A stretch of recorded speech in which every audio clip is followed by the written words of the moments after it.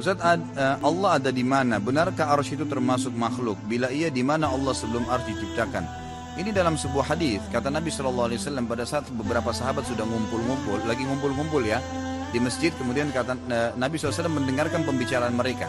Ternyata pembicaraan mereka itu sudah ada bisikan-bisikan yang sampai pada tingkat mengatakan Allah itu di mana ya?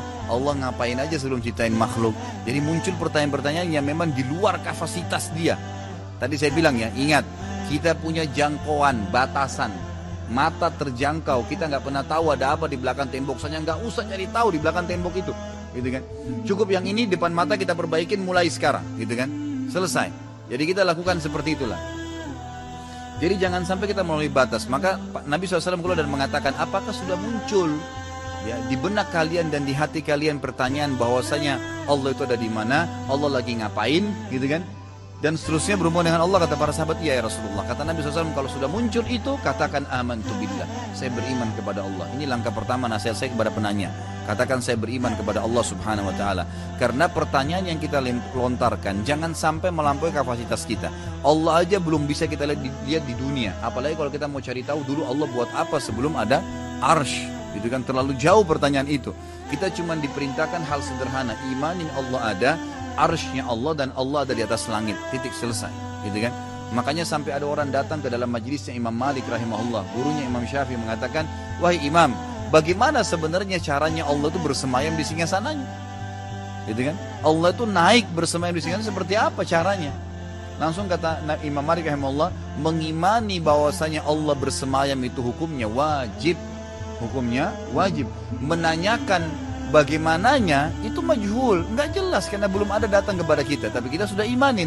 Kan memang iman itu meyakini sesuatu yang tidak kelihatan dengan panca indera, kan gitu. Kita kan tidak pernah memang lihat Allah, nggak pernah lihat malaikat, tapi kita mengimani dan ada bukti-bukti, fakta-fakta kalau emang ada, gitu kan. Maka kata Imam Malik, mengimaninya adalah wajib, gitu kan.